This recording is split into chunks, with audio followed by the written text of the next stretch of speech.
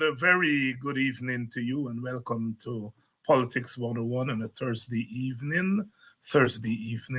Welcome to Politics 101, wherever you're joining us from, whether you're joining us from Guyana, inside the Guyana, or you're joining us from outside of the country in the Caribbean. Please share the link.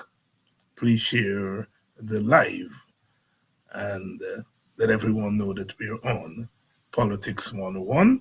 Hello to all of you who are joining us from the southern part of the United States of America, Florida, South Carolina, North Carolina, Georgia, North Carolina, of course, taking a big hit. And we want to keep the people in those states in our prayers. Natural disasters are always difficult to deal with. And so, to all our sisters and brothers in the southern part there, South Carolina, North Carolina, uh, Georgia, Florida, um, some in Tennessee and and even Virginia. North Carolina taking the biggest hit. Good evening to all of you from that part of the world. And as I said, our prayers are with you. We have an affinity, with that part of the world, the Carolinas, South and North Carolina, um, West Indian heritage. They planted rice in the Carolinas, at the time when, during the period of enslavement, the United States was making big money from cotton, but they also realized that in the Carolinas they could plant rice. And they did have a lot of rice plantations there. And it was found that the enslaved people coming from Africa had skills in rice cultivation, which they brought with them across the Middle Passage. A lot of the West African civilizations, they were cultivating rice. So they came with that skill.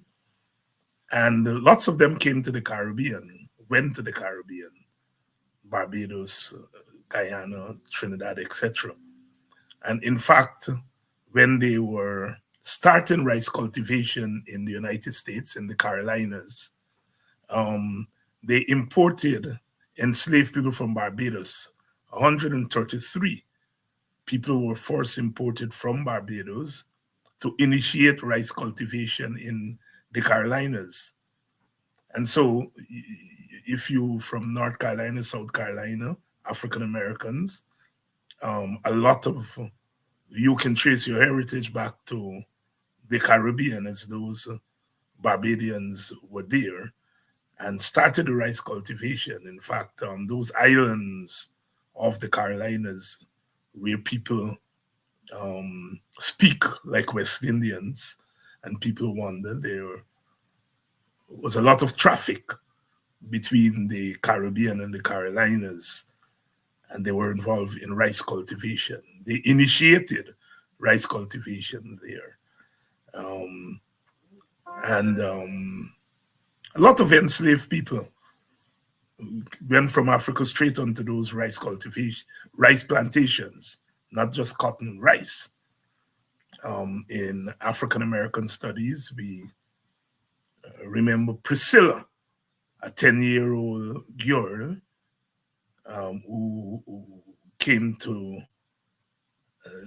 the Americas as a slave, and she was bought. I think the name of the plantation owners were the Balls, Balls, and Priscilla went to that plantation, and our forebears were able to trace, or great great great great grandchildren were able to trace their lineage back to that rice plantation, and then back to Sierra Leone in Africa. A tremendous story. Um, why did I get off on that? Yes, we were talking about the Carolinas, South Carolina, North Carolina. It's Caribbean place, in many regards. South Carolina, for example, has the largest black population of any state in the United States of America. Um, and that was so during the period of enslavement. There were a lot of slave rebellions there, um, because of the large size of the black population. And back during slavery, the slave population outnumbered the white population in South Carolina. South Carolina is unique in that regard. Unique in that regard. And like I said, there is the Caribbean mix there, in South Carolina. So um, you're in our prayers, especially North Carolina, as we say. They took the biggest hit, North Carolina, South Carolina, Georgia. I know lots of our people are in Georgia, the Atlanta area, and they were affected. So if you join us from there, our prayers and solidarity are with you. If you join us from Canada, good evening. You join us from the West Coast, Midwest in the United States of America, good evening. The Caribbean, good evening. Good evening to all of you in Guyana. Um, of course, you cricket lovers were disappointed last night, I would imagine, as the playoff game between the Guyana Warriors, Amazon Warriors, and the St. Lucia Kings was ended by rain, and the Duckworth Lewis calculations kicked in, and Guyana found itself 16 runs behind. And so St. Kitts has gone into the final. Guyana has a second shot tomorrow night because they play Barbados, because they were in the top two, and so they got a second shot. So they'll play Barbados, who won their playoff against Trinidad in questionable circumstances. That blackout with the towers there meant that it was reduced to 5 overs, and Barbados was able to get the better of Trinidad. And so in 2 nights in succession, first night it was the blackout, and then rain last night. Well, no one has any control over the rain. But there we have it. Tomorrow night, Guyana gets another shot at it. Um, I don't want to blame the government for blackout, because governments don't cause blackouts. But the government has to take responsibility. The government takes responsibility for all the good things and all the positive things, and it must take responsibility when things go wrong. And we already have a problem with managing our energy and managing our electricity. That is a problem there from since I was a boy, and it's still there. We're not able to manage electricity. So when something like that happens, as Guyanese, it triggers in us a negative feeling. As I said, I am not blaming the government, and government caused the blackout. The government don't cause blackout. But the government must take responsibility because it has not been able to put in place a reliable system. Now I understand they call them what kind of lights I heard them calling them,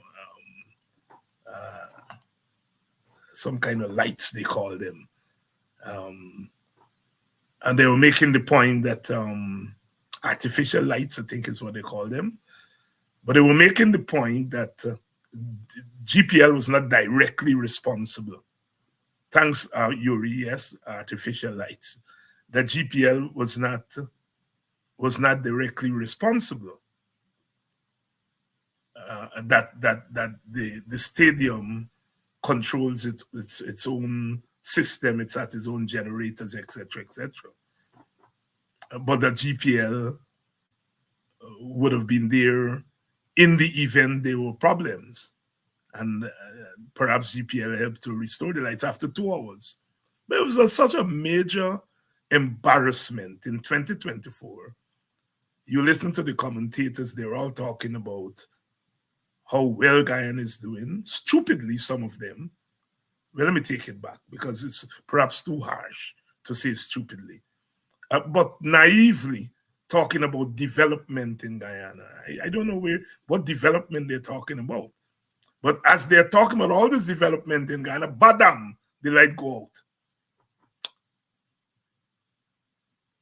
Badam, as they're talking about development, the lights go out.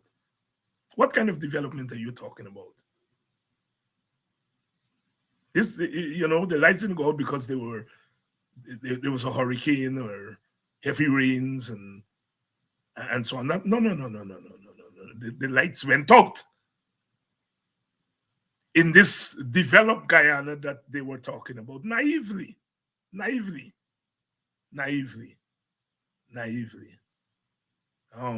As I said, Trinidad is hard done. Trinidad is not my favorite team.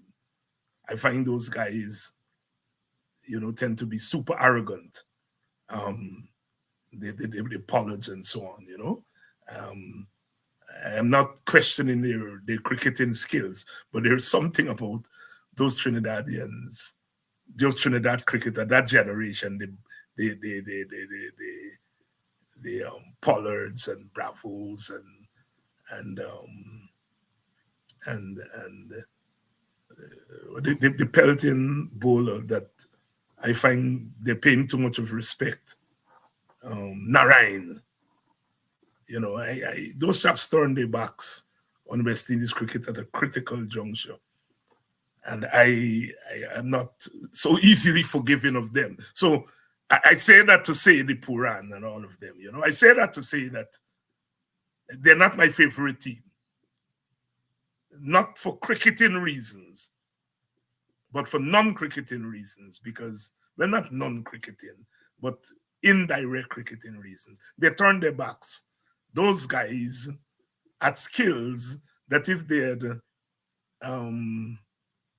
given the Caribbean half of their time, we perhaps will not be as badly off as we are now.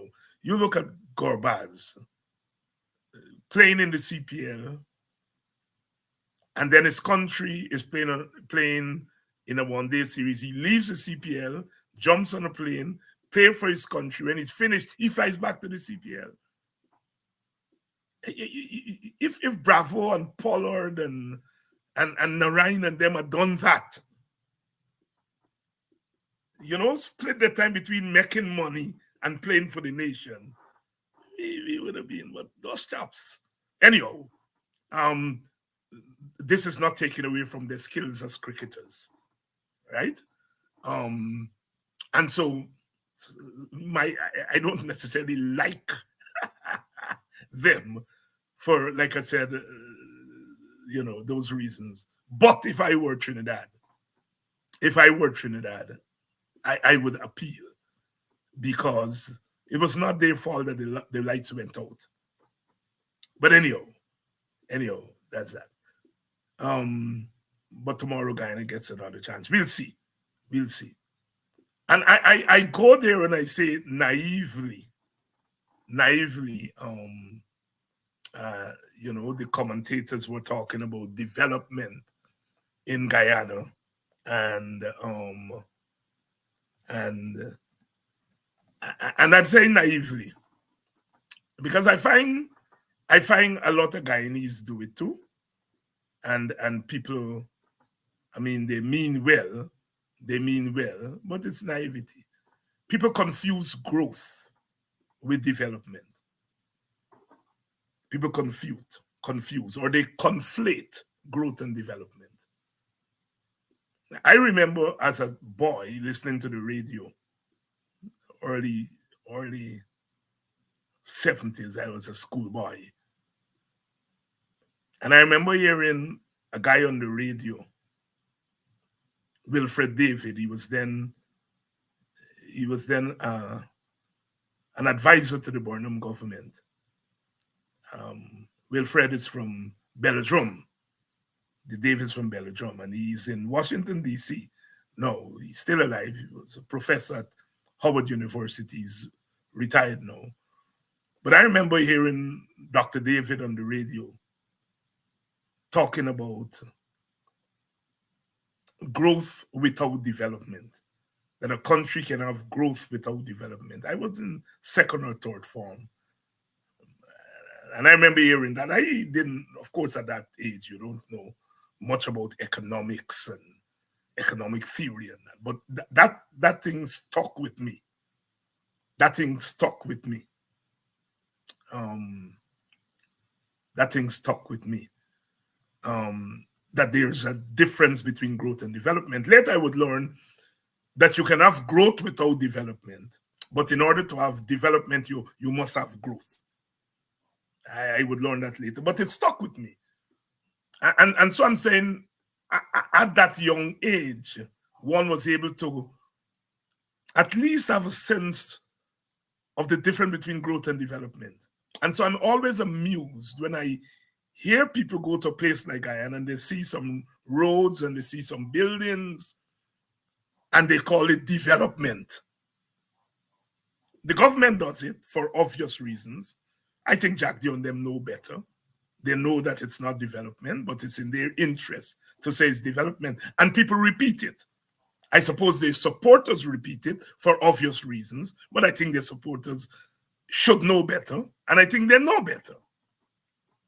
What Guyana has is growth, enormous growth, compared to where we were. When you talk about GDP growth, the growth is real, but it's not development. And I think we get into a tangle because the opposition people don't want to acknowledge the growth. Because if they acknowledge the growth, then it will look as though they're acknowledging good work by the PPP. The PPP don't want to make a differentiation between growth and development. Because if they make a differentiation between growth and development, they can't take kudos. Because the growth is not because of anything the PPP has done. If the coalition government was in power, we would have had the same growth. Because the growth has come from the oil. The PPP didn't have to raise a finger. They didn't have to come up with any policy. The oil was there. And if it were Burnham government, Hoyt government, Granger government, Jagan government, we would have still had the same growth. So I want to intervene on this discussion because I want us here on this program to start getting it right. The growth that we are experiencing has absolutely nothing to do with the PPP. It has to do with the fact that we found oil.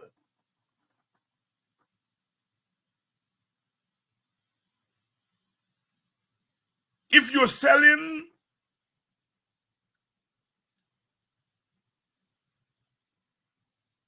you get a stall, you're selling drinks and beers and so on. And then somebody decide to come and build a stadium where you selling your drinks and your beer. Right? All of a sudden, traffic increases because a stadium opened there and you get football and cricket and all thing going in. And your stall is there, assuming they ain't knock down your stall and tell you can't move, that you got to move. But you're there. You don't have to do nothing. They built a stadium and you're now selling more than you were selling before the stadium been there without doing anything.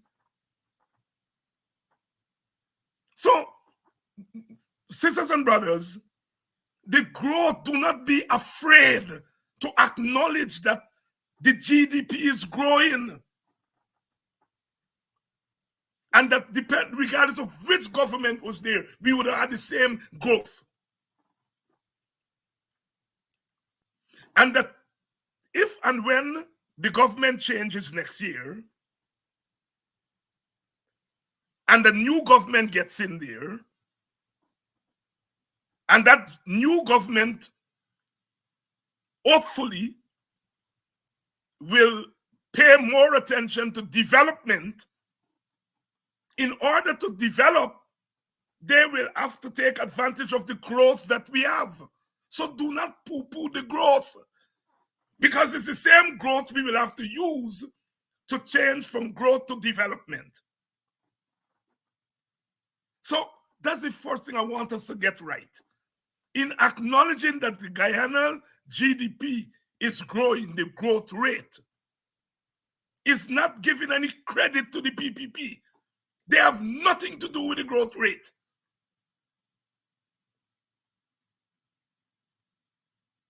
Nothing to do with the growth rate. We found oil. And as a result of oil, our country's GDP is growing. You take away oil, and we would not see the same growth. So the growth is as a result of oil. And the rate of growth, the revenues that we are getting, has nothing to do with the PPP. It has to do with how much oil is selling on the world market. Whether it's $70 a barrel, $40 a barrel, $30 a barrel, the PPP has nothing to do with that. The price of oil on the world market has nothing to do with the PPP.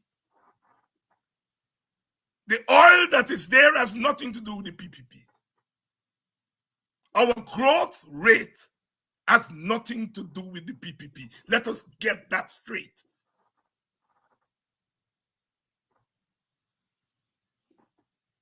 The PPP has not been able to translate from first oil in 2019 to now. In the 5 years, we have not been able to translate that growth into development. And development is measured by the material circumstances of the people of the country. How much have we reduced poverty?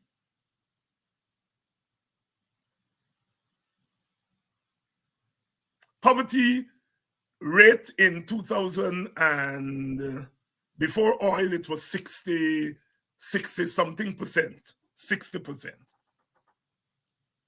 And over the period of oil, the poverty rate in Guyana has come down from 60% to 48 to 50%.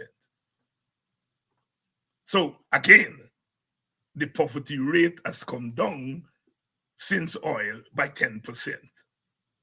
Given the amount of money, given the growth, if the government was proactive in reducing poverty, the rate of poverty would have been lower.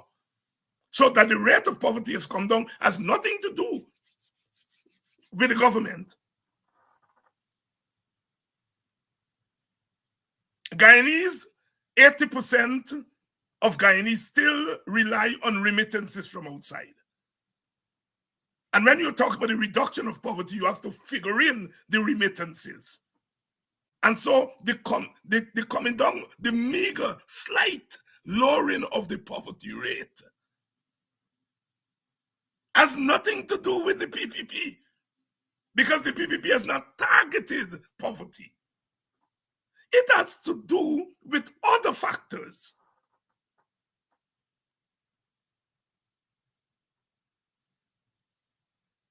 And so, poverty rate is high. Unemployment has not lowered significantly. I think we still, depending on which figures you look at, I think the IMF says our unemployment rate is about 12%. Others have put it close to 20%. But a lot of that unemployment, when you add underemployment, which is that people are employed, but they are not getting a living wage. Then when you add the underemployment to it, or people are working part-time, then that rate goes up considerably. So we have not been able to reduce poverty. We have not been able to reduce unemployment significantly. We have not been able to reduce illiteracy significantly, 50% dropout rate. You all see the numbers for maths and English and so forth. All these human indices, these indicators of development, we are doing badly. Employment, literacy.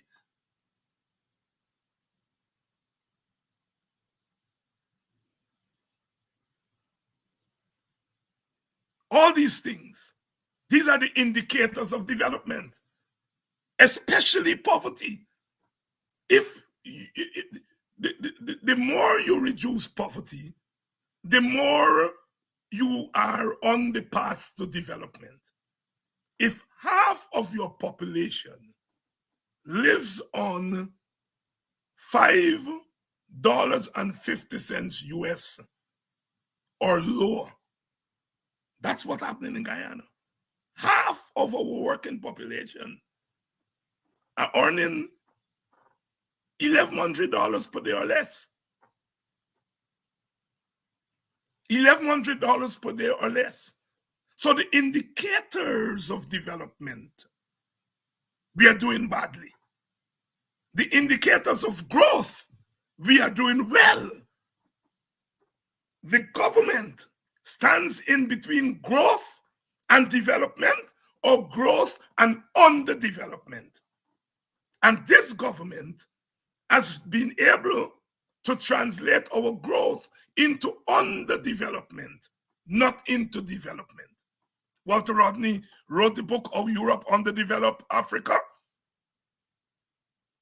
Somebody should write a book on the thesis, how the PPP in the era of oil has underdeveloped Guyana. I am not inventing this. I'm looking at the indicators of development.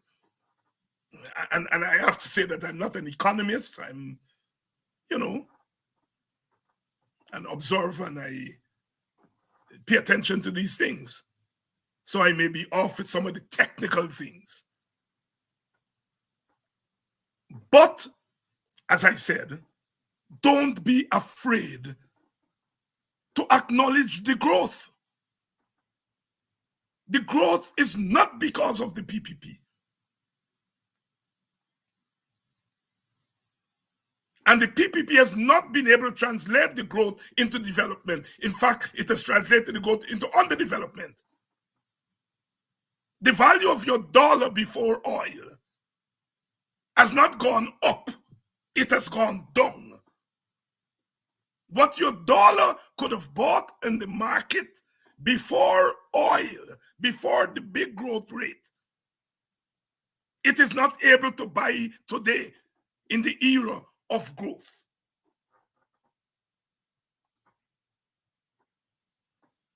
The cost of living.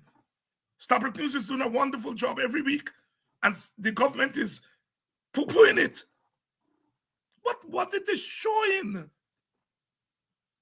is that the people are materially worse off today than when we didn't have oil.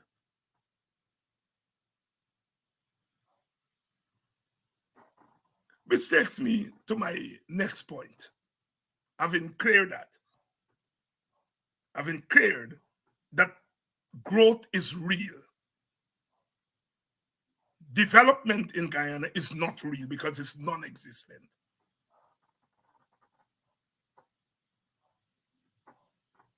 The government has invested in infrastructure. And so it is seeing development through infrastructure, because that's where 58% of the budget is geared to. infrastructure. So the government is clear about its strategy. The path from growth to development is in development of the infrastructure. Well, you're developing infrastructure when poverty continues to rise, school dropout is high, illiteracy is high, migration has not stopped since we got oil. In fact, it has increased. More and more Guyanese are leaving Guyana. 80% and more of our people with tertiary degrees, bachelors and so on, live in Guyana, in an oil-rich Guyana. People don't leave development. People come to development. But our people are leaving. Our population is still below 1 million. More than 55% of Guyanese live outside of Guyana. People don't leave development. We know our people are leaving Guyana, the vast majority of them, to go to what they consider to be greener pastures. You get a bachelor's degree, a master's degree, they can't pay you in Ghana, so you're going where they're paying better. You're going to Grenada, if you're a teacher, or Antigua, or Bahamas. Not even America. You're going to countries whose GDP is 10% or of what Guyana GDP is. Yet our people are going to those places, which means that there's no development going on in Guyana. People are leaving. Migration is an indicator of whether you're developed. People don't leave America in droves to come to Barbados and Guyana. They come to vacation. But they don't leave development in America to come to Barbados. And Barbados is not doing badly. People don't leave development. Our people are leaving Guyana, which is an indication that Guyana is not developing.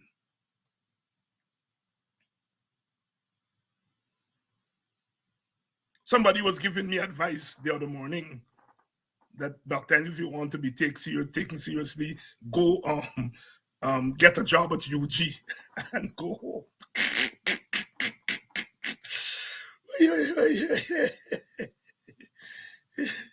The salaries that they pay at UG, I am so in solidarity with my fellow lecturers and so on at UG.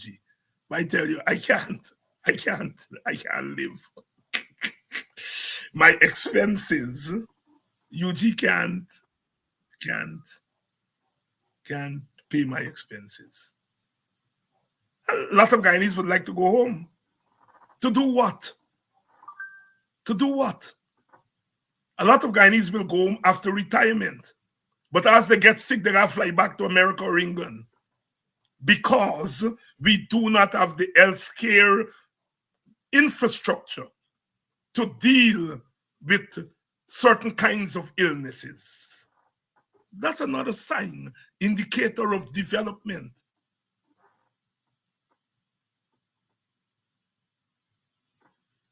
How long do people live?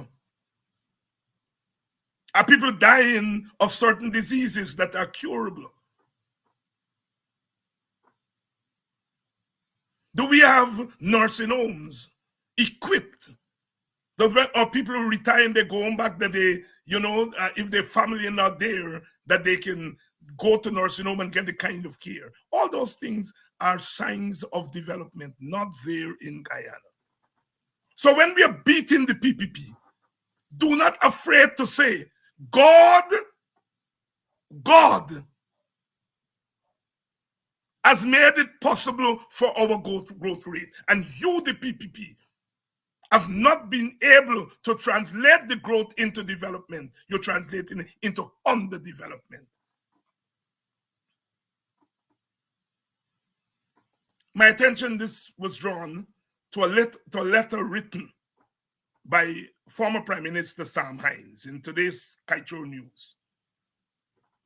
And Sam Hinds saying, the Stabrook News did an article early in the week saying that Guyana was supposed to receive a big set of money from Lisa 1 and Lisa 2 blocks, and they've only received 4.4 billion. I think Stabrook News, Kaitro News had said that they're supposed to get 20 billion or something. The Ministry of Energy responded to Kaitro News and said Kaitro News calculation was wrong, that we were supposed to receive 10 billion, and to date we have only received 4.4 billion. So the government is saying, agreeing with Kaitro News, that we have only drawn down 4.4 billion from those two wells, those two blocks, when we should have gotten 20 billion. And Kaitro News charges the government with mismanagement. So we only got 4.4 billion. And like I said, the government responded and said, no, Kaitro, is not, your calculations were wrong. It's 10 billion we were supposed to get. And to date, we've only collected 4.4 billion. And this was, the production sharing. Because apparently because there's no ring fencing, where, if there was ring fencing, the money will come to you up front. So if we had ring fencing, we would have gotten more money than the 4.4 billion.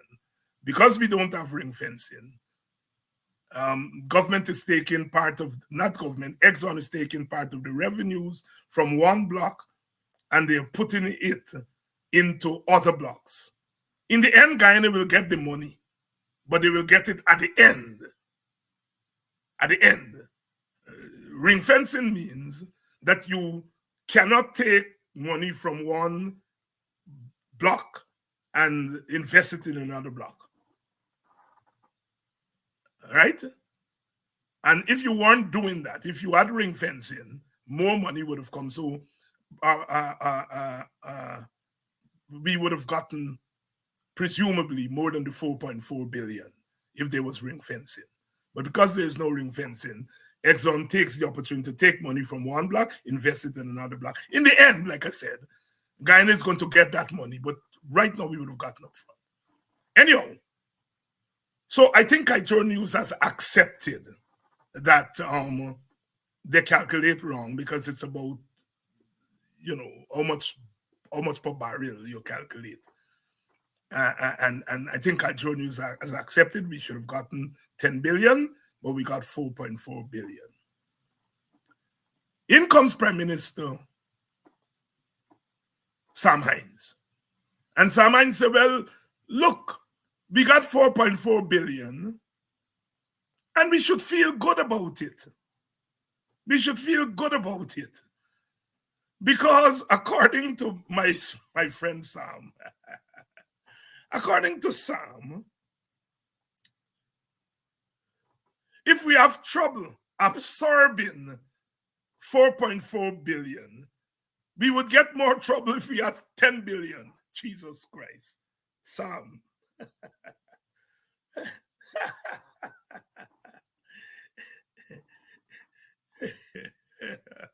Oh boy. Excuse me for laugh, if you can't laugh sometimes, if you can't cry, you gotta laugh sometimes. Sam is telling us, look, we should feel good we get $4.4 billion.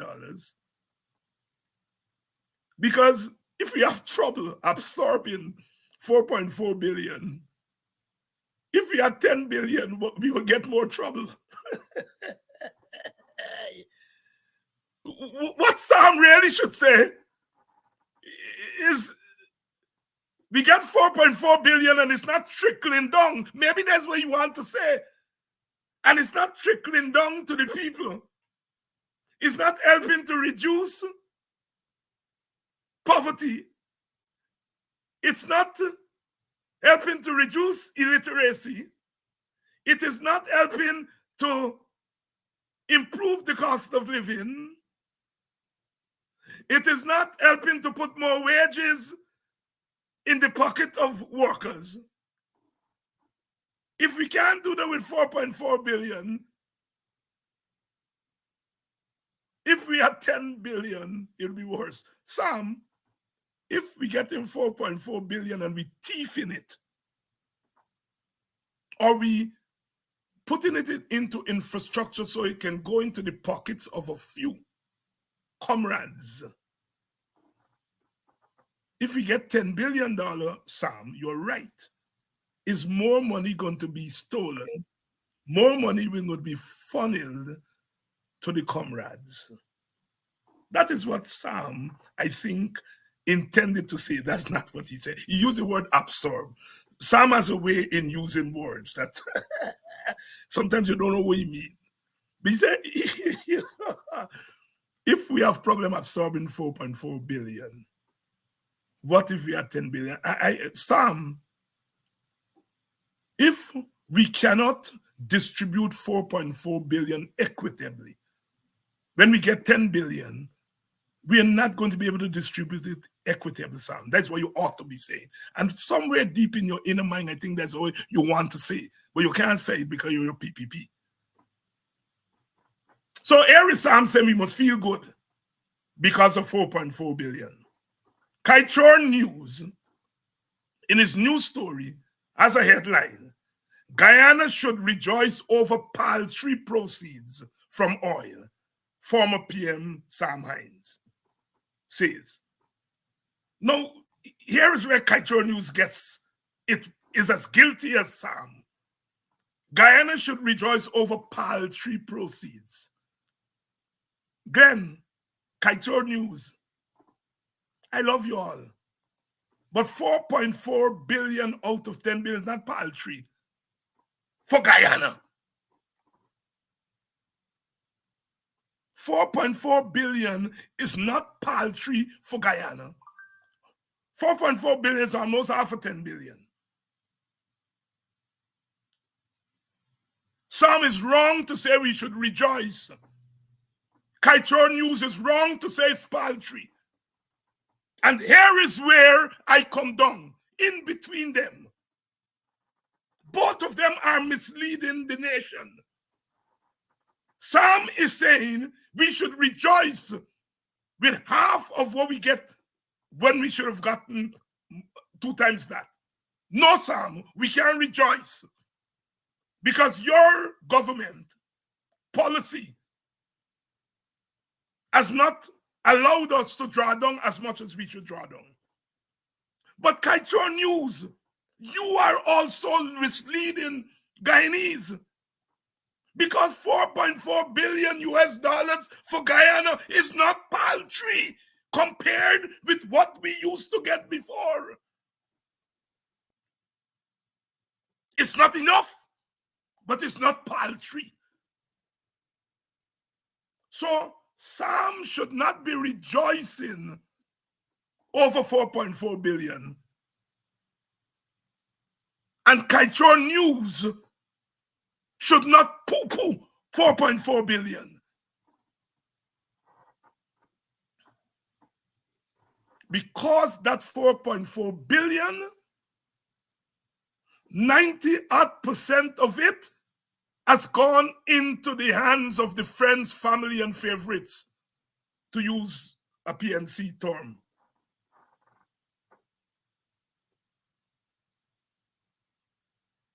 Both sides are misleading. 4.4 billion is half of what we should get. We should want to get our 10 billion. We should want to get our 10 billion. but we get half of it. It's not paltry. It's paltry compared with what Exxon is getting and taking, but it's not paltry compared with what we were getting before oil. And when you say it's paltry, Kite News, and some of you on here probably agree with Kite News, then you say the government thieving paltry. No, the government not thieving paltry. The government teaching plenty money.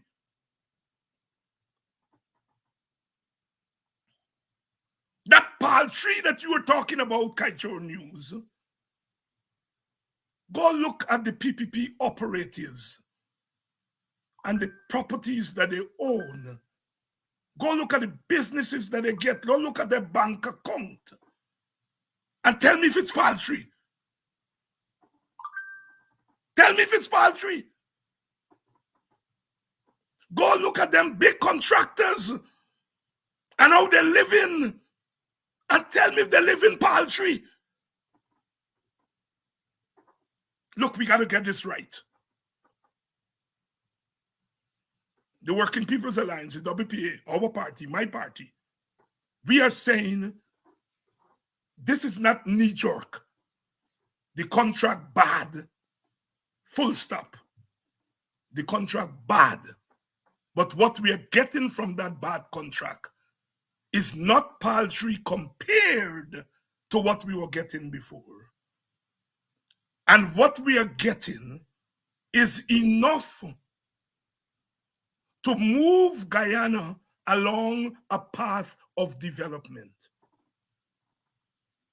It's not, what we're getting is not going to get us developed overnight, but we can begin to reduce poverty. We can begin to reduce school dropout.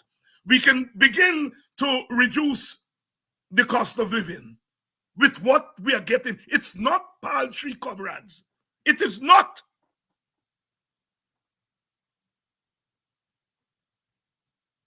So look, we have to be able to make arguments that make sense. This is not one or the other.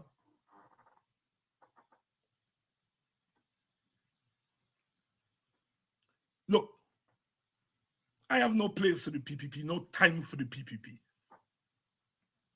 But the PPP has signed with 6 new companies based on the auction recently.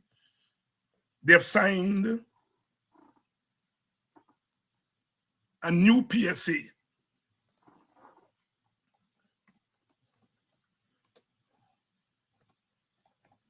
A new PSA with these new companies that are coming in.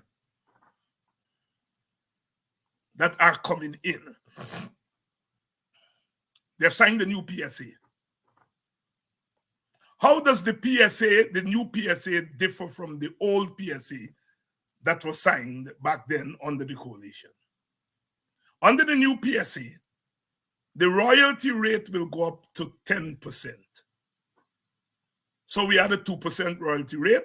With the new blocks that are coming in, we are now going to go up from a 2% royalty.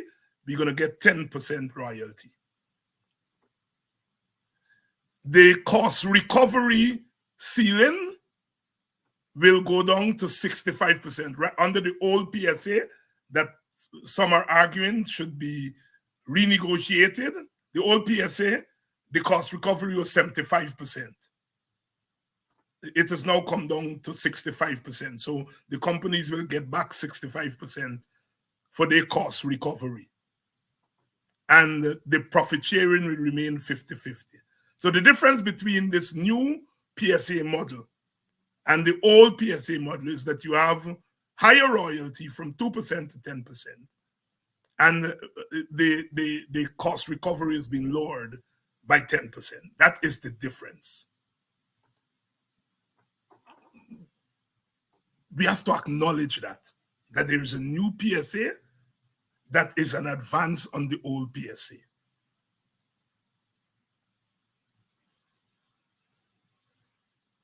I'm saying that if and when a new government gets into power, it's not just about reviewing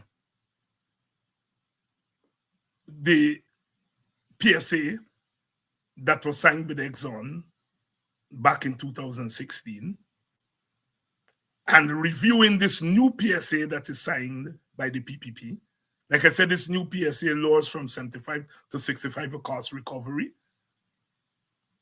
and royalty goes up from 2% to 10%. So Guyana will be getting some more money up front from the new, under the new PSA. And I'm saying any government coming into power should be able to review both PSAs. And I'm arguing that if a new government goes into power and there are new blocks that are discovered, and we have new auctions and people bid and get to the block, we should be looking to reduce cost recovery from 65% to lower, probably down to 50%. We should be looking to say in the new contract, the new PSA, probably we should go to a 45-45% sharing, production sharing. 55% for the government. What I'm saying is that it's not just about renewing, renegotiating all the contracts. It's about new contracts coming on stream and to correct mistakes that were made in the older contracts. The PPP, like I said, they have signed a new PSA. It's a little improvement. Royalty go up from 2% to 10%. Cost recovery drop from 75 to 65. It's a little improvement. WPA is arguing that going forward, we should be in a stronger position that when we are negotiating new contracts, we are able to improve on what we have before. We now have two PSAs, one with 2% royalty, 75% cost recovery, 50-50 profit sharing. The PPP, the one that they recently signed, 10% royalty, 65% cost recovery. The economists will tell us what that amount to. I don't know. But economists will tell us how much is the government pulling in, how much more they're going to pull in with this new PSA, how much more they're going to pull in between that and the old PSA. They're going to get some upfront money because the signing bonus is an upfront thing. So they will get some upfront money from the signing bonus, more upfront money. As I said, the economists will tell us how much more we're going to get from the second PSA. But for us in the WPA, it's not just about renegotiating the old PSAs. Those old PSAs have to be reviewed. If we are part of any government, we will argue to review them, because you first have to review before you're able to say whether you will negotiate or not. And you have to decide what is it you are going to renegotiate. Are you going to renegotiate a lowering of the cost recovery? Are you going to renegotiate a better royalty? Are you going to renegotiate the cost recovery from 50-50 to 55 for us and 45 for Exxon?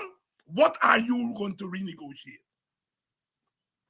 You first of all have to review to determine what you're going to renegotiate. And so I am arguing here that we in the WP are in favor of review. And on this, we are at one with the PNC. And we are saying that when you review, the review will tell you what you can renegotiate. You may renegotiate a bigger royalty. Will that bring more to us?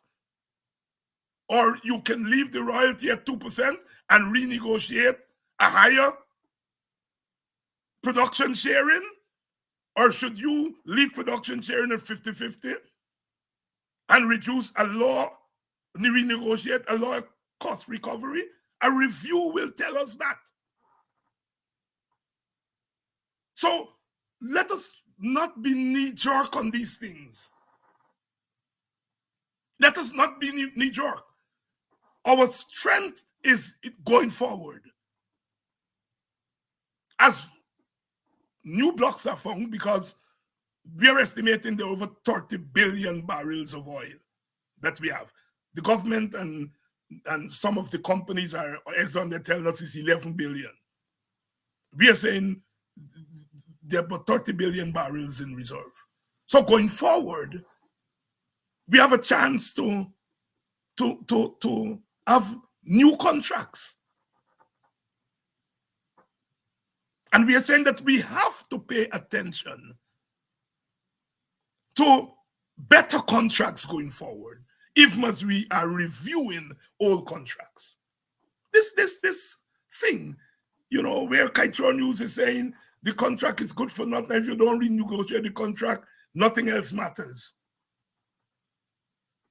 And then the government is telling us, oh, well, look, we should rejoice with what we get in. WPA said neither of the two. We are saying neither of the two is satisfactory. We should try to get more. But what we are getting is not paltry compared with what we were getting before oil. And so we must concentrate on distributing in a just and democratic way what we are getting. There are two contracts.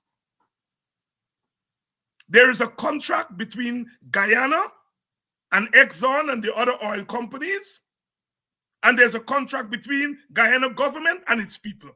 The Guyana government has to meet both contracts.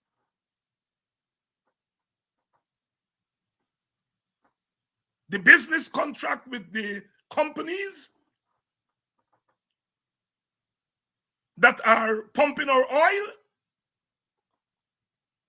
and the social contract with the Guyanese people. Again, this is not black and white, one or the other, both. The government has to satisfy its contract with the people of Guyana. Better wages, better education infrastructure,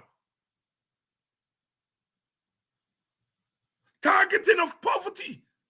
That's your contract with the people of Guyana, whether you're getting 4.4 billion or you're getting 1 billion or 10 billion. This argument of one or the other. So WPA would review the two PSAs because there are now two.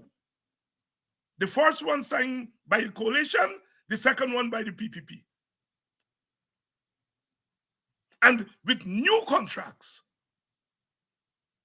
we are going to argue that they must be improved. There must be improvement on the old PSAs. That is how you manage. You have to have imagination. You have to look at your strength. You have to be nimble. Suppose now Exxon come and say, well, let's renegotiate. What are you going to renegotiate? Are you negotiating royalty, signing bonus? Are you renegotiating profit sharing? Are you renegotiating cost recovery? What are you renegotiating? This is where the PNC makes sense in their 10-point plan. Because they're saying you must force review. WPS supports that. You must force review.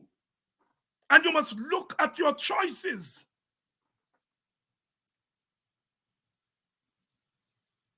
We just thought we will intervene in the discussion in this way. First of all, the growth, do not be afraid of growth. The growth is not because of the PPP, it's in spite of the PPP. Second, the PPP has failed the test in translating growth to even a minimum development. In fact, they've turned the growth into underdevelopment. The Guyanese worker is earning less today in real terms than he or she earned before oil.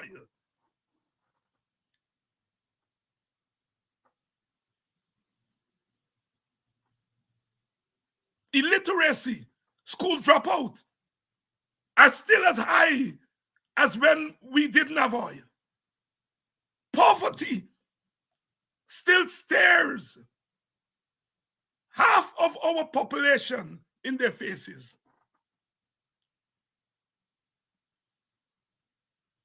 So they failed the test of translation from growth to development.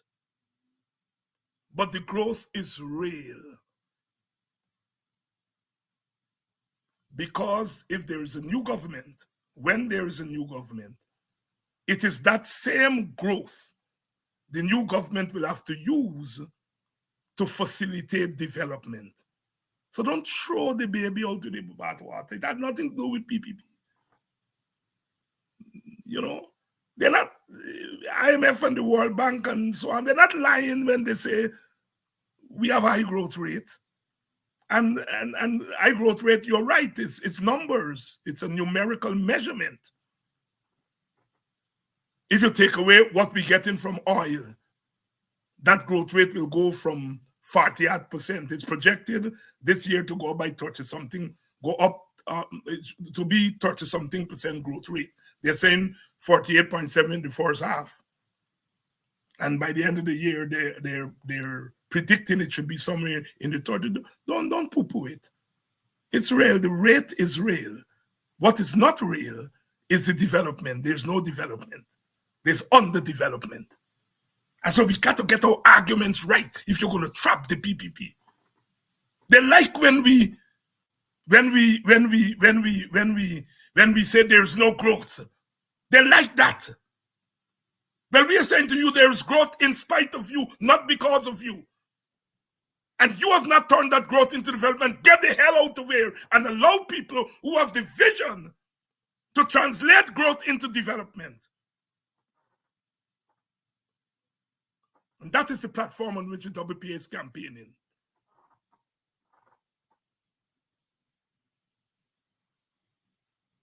The government has signed a new PSA. Slight improvement on the old PSA.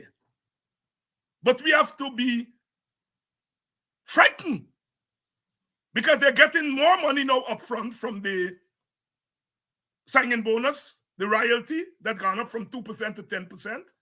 I don't have the numbers in front of me, how much they're going to get from the 6 blocks that they've awarded contracts to. But where is that increase going? Where is that increase in money they're getting from the PSA? It's going to their friends, their family, and their favorites. It's not going to teachers. It's not going to public servants. It's not going into education infrastructure. It is not going into developing the University of Guyana into a research one university.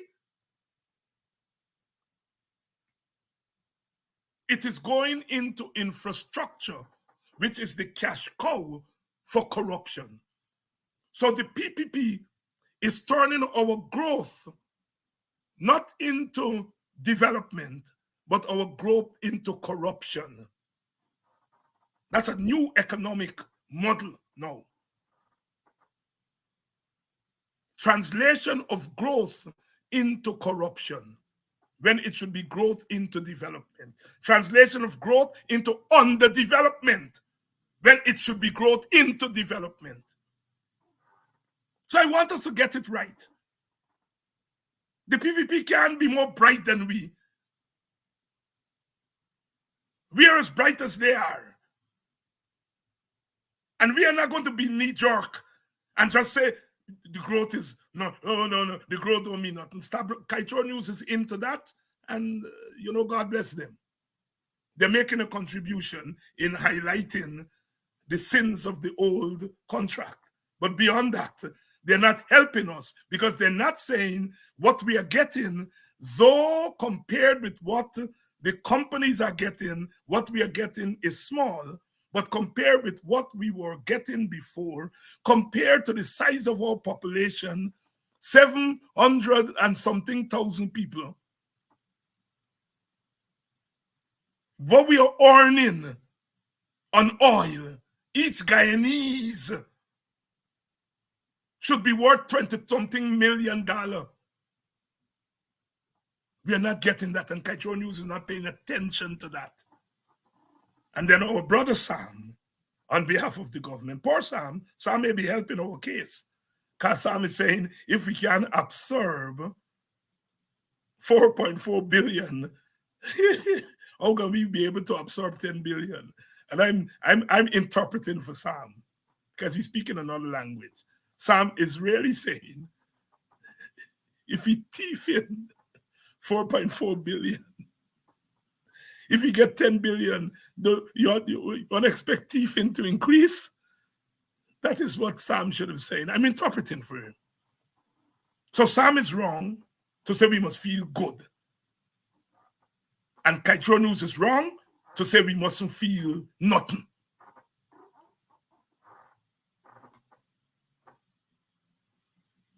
We are changing this conversation. And that is what campaigning is about. This is a WPA campaign. This is a WPA campaign.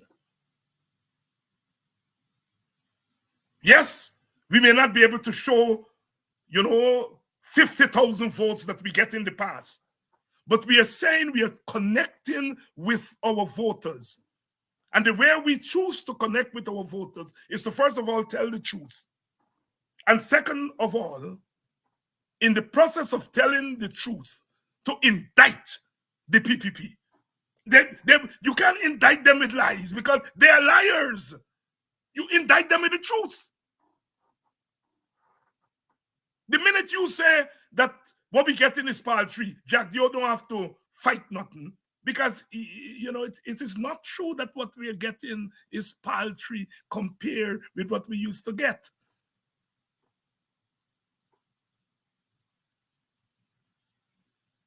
We are getting a lot compared with what we used to get.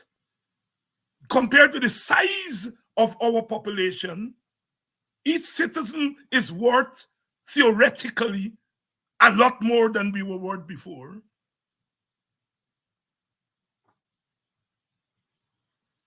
And there is no development. How do I know that? How does the WPA know that? People don't run away from development or migration rate, including migration by PPP supporters, increases by the day. People don't run away from development. If you're developed, half of your children don't drop out of school. If you're developed, your literacy rate goes down astronomically. That is part of development.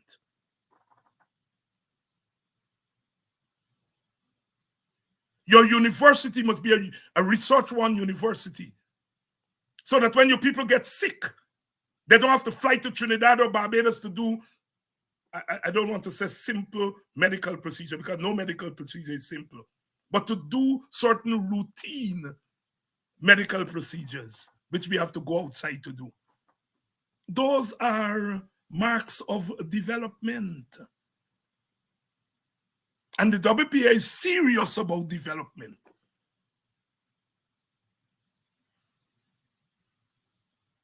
Development is reflected by the skill set of your workers. You have to constantly invest in developing the skill set of your workers.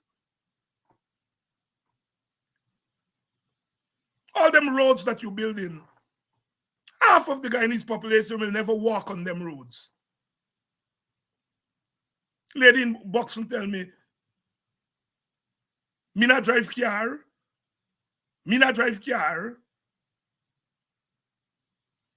Them road are for people who drive car. My feet is my only courage.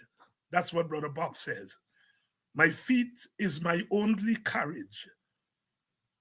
You got to develop the feet so that they go from being a courage to something better. You want your teachers to be presentable. You want your teachers to be able to reproduce themselves materially, look good, smell good, talk good, walk good, to be informed. And that's what you must invest in. Yes, we need better roads. Yes, we need better bridges. There's no doubt about that. But man shall not live by bread alone. Shall not live by bread alone. The PPP wants us to live by infrastructure alone. That for them equals development. Oh no, it does not. The more roads we build, the more accidents on the road. It is not the roads that are causing the accident. It's that now you're building bigger road, wider road. You have unruly drivers. They're going to drive fast naturally, but you're not investing money in safety of people. So as you build bigger roads, what about the safety of the people? As a rule, when I'm driving in Guyana, I meet Plaisance, I know Plaisance line top is always full of people. I slow down, they just blow me, cuss me. But I am not going to speed through a village. I'm from a village. I do not speed through villages. Even if the speed rate is kilometers, 80 kilometers, I go into a village, I go in half that. So you have to invest in safety. Roads by themselves could be dangerous. The wider the road, the bigger the road, the more them buy and girl drive and put cock up their motorbike in the air. And what are you doing about safety? What are you doing? The police force is, in its present state, can't do nothing about safety on the roads. They're too corrupt. In fact, there's a cash cow. They stop you. Give me a thing. You have to invest in better quality in the police force. How do you reduce corruption in the police force? You first of all got to pay police better. And the more you reduce corruption in the police force, the more likely they are to help to bring about order on these roads you're building. These roads you're building. The PPP has no plan but to transfer money, our money, to transfer it to their friends and favorite. As I said, I ain't getting into the economic stuff. I'm not an economist. I know there's get plenty economists money, and the economists will work out the numbers and so on. I'm speaking here as a political economist. A linking of the economy with the politics and the social situation. And in many cases, I'm being general. As I said, the economies, if you're renegotiating a contract, you want your economists to tell you what you should renegotiate in the contract. So I am not taking over the work of the economists. We have economists in our party. Dr. Clive Thomas, Professor Clive Thomas, is one of the top developmental economists. That's why he's called a developmental economist in the Caribbean, the third world, and the world. And, you know, he's helping us tremendously in coming up with an economic plan. We recognize, for example, and I'm going to speak on this on another program, we recognize that you have to have a plan for oil and gas. But our method is not to start with a plan for oil and gas. Our method is to start with a large economic plan for the country, of which oil and gas is going to be an important part of it. That is our methodology. You know, some of the other parties are starting with a plan for oil and gas and then move outwards to the large economy. And we are saying we are starting with the large economy and then move outwards, move inwards, to oil and gas. For us, oil and gas is important. Agriculture is equally important. Education is equally important. Healthcare is equally important. Our tourism sector is equally important. In fact, in this era of oil and gas, our tourism sector could become a big, big boom. Ecotourism. We are unique in the Caribbean where that is concerned. The WPA plans to make our tourism sector a pivotal aspect of our economic plan. You see, if you start with oil and gas, you could get trapped there. If you start with a larger economic vision, oil and gas is important in terms of the flow of revenues. But that flow of the revenues would be turned into policy within the context of your larger economic plan. Reduction of poverty. Reduction of the cost of living. Investment in wages and salaries. All those things are part of the larger economic plan that we will speak on as we go forward. But I just wanted to lay down the marker tonight on this question of growth and development. Do not poo-poo the growth, but do not conflate growth with development.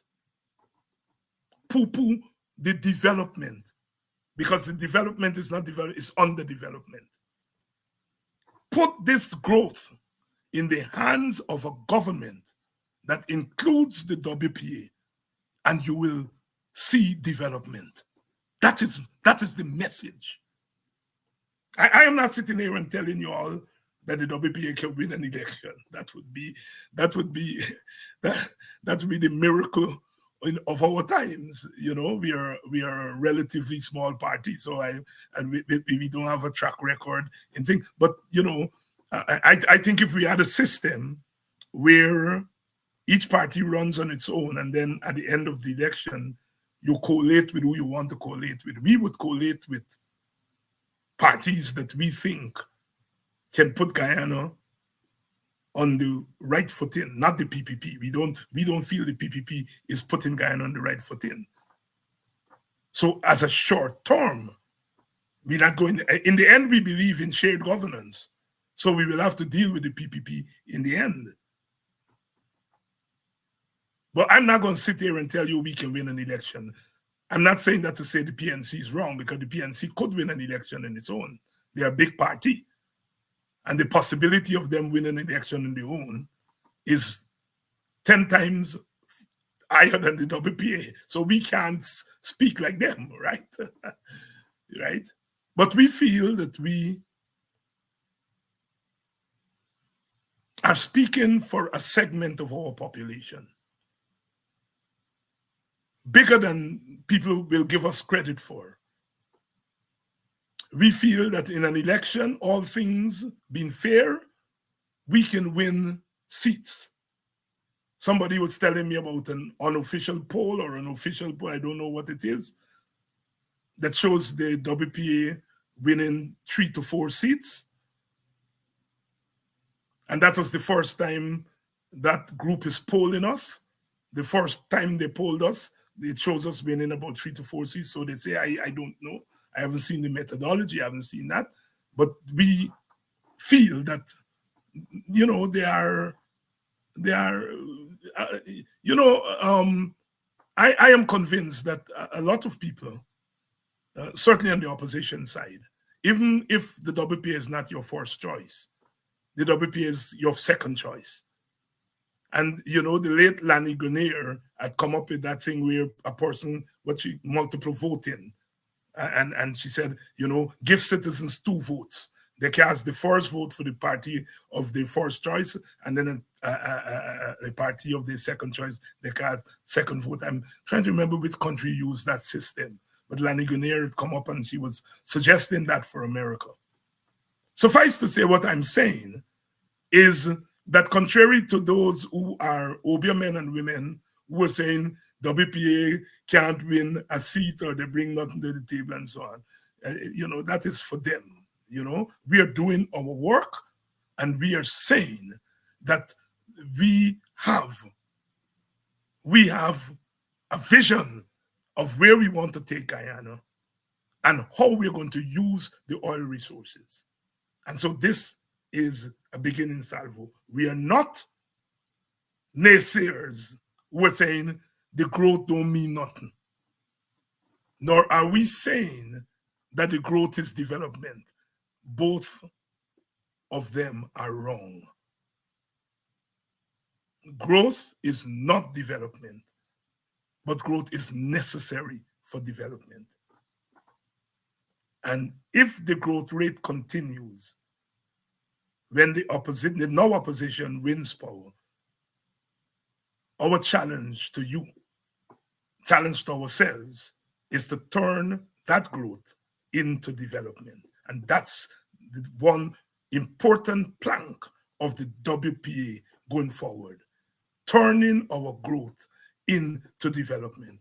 Clearly, it's not something that the present government is literate about, because they're turning our growth into underdevelopment.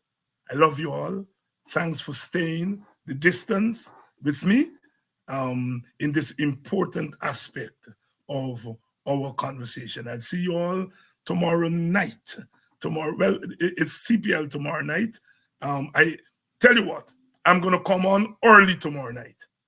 So I'll come on at 6 o'clock so that we can be finished before the CPL. CPL starts at 7, right? So I'll come on at 6 o'clock, right? So you all tune in a little bit early. So we'll come on at 6 o'clock, and we finish in time so that you all can go to CPL because Guyana is playing tomorrow. We gotta be fair to us. So tomorrow night, I'll be on at 6 o'clock instead of the usual 7. So please put that down on your calendar. And as usual, I love you all. And we're going to do this together.